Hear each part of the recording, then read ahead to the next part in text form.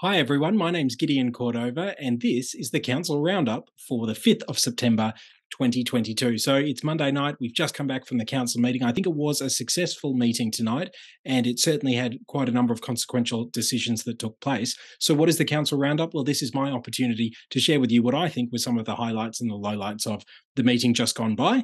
And of course, it's just my opinion, not speaking on behalf of council. So the best way for you to follow the entirety of the council meetings is to jump onto the Kingborough Council website. You can see all the minutes and the agenda of each meeting are posted there. You can also go onto the YouTube channel and you can watch the entire meeting that just took place. So it was live streamed straight to YouTube and the video will be up there momentarily and you should have access to that in perpetuity as far as I can tell. So take a look at that and you'll be able to see all of the ups and downs and ins and outs. The first thing that I thought was successful about this meeting was I moved a motion to have council start to take action on investigating whole home short stay accommodation, the impact of whole dwelling visitor accommodation on the rental affordability crisis in Kingborough.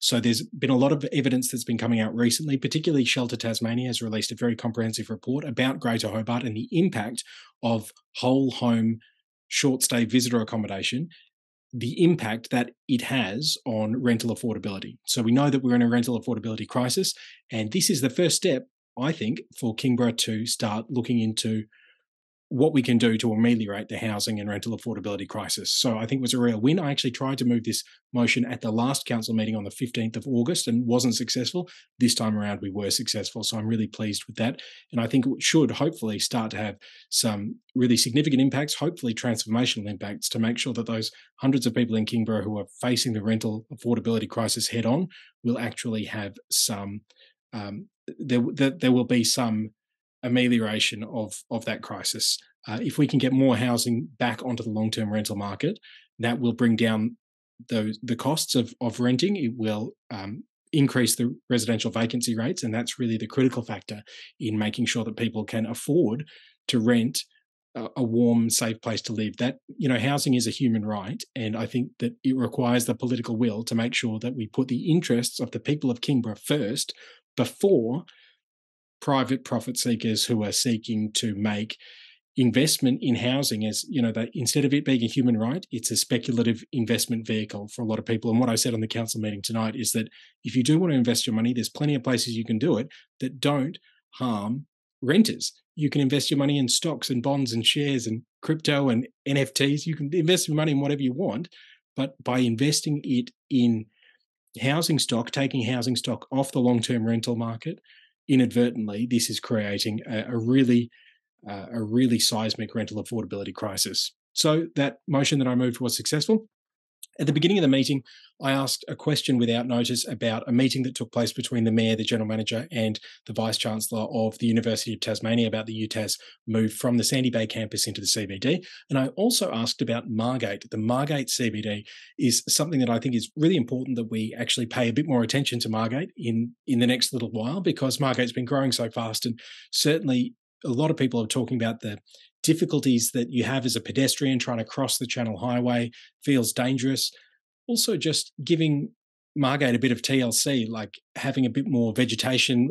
This is why I think my street tree strategy idea will be a good one that will really improve the Margate CBD, I hope, by having more clean, green and walkable spaces. That will improve the business output. It will improve people's willingness to stop, stick, stay and spend in Margate. So I asked about a Margate master plan. That I'm certainly thinking about that, and that's a priority of mine, is to make sure that we actually progress work on Margate, not just to make it safer for pedestrians to get to and fro, but also to make it a nicer, more beautiful, clean, green space with tree-lined streets and water features and, really taking advantage of the beautiful amenity in the area. You've got the foreshore, you've got the mountain. There's some great things that Margate has to offer. And we just need to, I guess, leverage those things and have some forward planning to make sure that a master plan, whatever it should be, includes the community all the way through in terms of consultation, to make sure we get the Margate CBD vision that reflects all of our interests and our values and our wants and our desires and our vision for the long term of Margate. So after that, we did talk about the Kingborough Community Awards. So every year Kingborough's got some awards, and we selected the panel for the 2023 selection committee tonight. Then we also talked about the smoke-free area declaration for Kingston Park Public Open Space Stage 1 and 2. So what I'll do is I'll share my screen with you now, and that way you can see the council agenda for tonight's meeting. And just scrolling through to find the maps of the smoke-free area declaration. So this is what the map looks like. I might zoom in on that a little bit and see if that works. So this is the area. Now, I asked a few questions actually about the Kingborough Sports Precinct.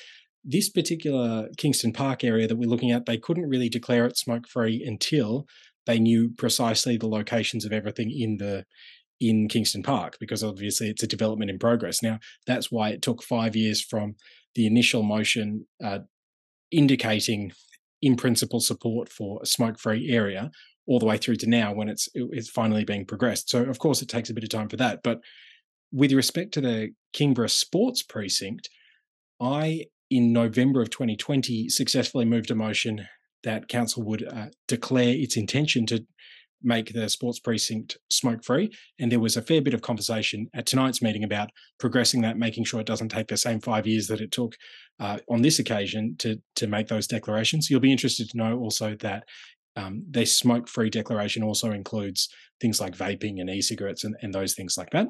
Next, I moved a motion for the transfer of freehold title from Crown to Council for Snug Oval and Memorial Hall and acquisition of a foreshore lease or licence. Basically, this is the Snug Oval and the Memorial Hall. They are subject to a 99-year Crown lease, and that expires in 2049. And then the Oval is on a 10-year Crown lease, and the foreshore itself is on a lease or licence system. And this basically transfers ownership over to council. And the reason for that is that it will give council a better ability to care for that area.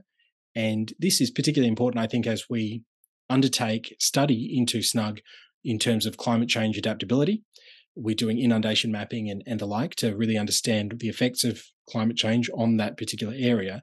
And so this, I think, is a really important transfer, even though day to day you won't actually notice the difference that it's been transferred, the transfer of ownership has taken place. I still think it's a really positive step and one in the right direction. And then the next thing we talked about was the Copping Refuse Site Joint Disposal Authority. There have been a few minor changes to that. So here we are, the Copping Refuse Site Joint Disposal Authority proposed rule changes. Some fairly technical but also sensible rule changes there, and that was passed unanimously. You can check out the council agenda to see what those changes were. And then there was a motion moved by the Mayor to ask the Transport Commission to reduce the speed limit on Redwood Road between the Channel Highway and the roundabout at the intersection of Village Drive and Maranoa Roads from 60 kilometres per hour to 50 kilometres per hour. Now, I supported this, and as I said in the council meeting tonight, even though I'm actually agnostic about that particular transition from 60 to 50, because I'm not a traffic engineer, I'm not an expert in that field, I don't really know what is the right solution for that area.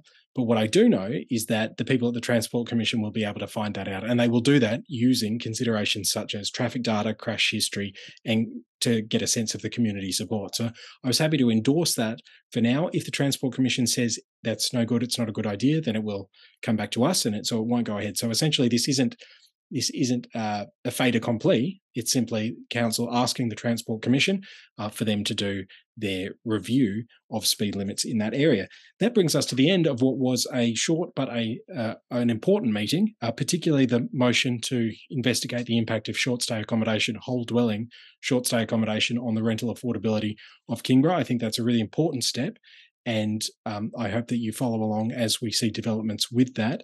I hope you follow along, but please rest assured that I think that the housing crisis is something that we need to turn our political attention to.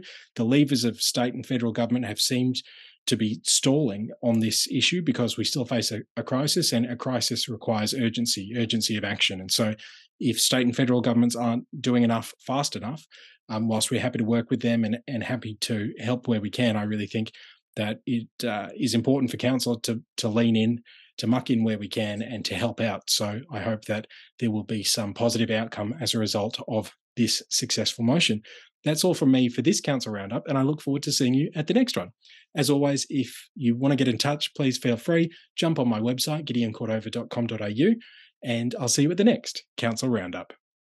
Authorised by G. Cordover, Tasmanian Greens, Hobart.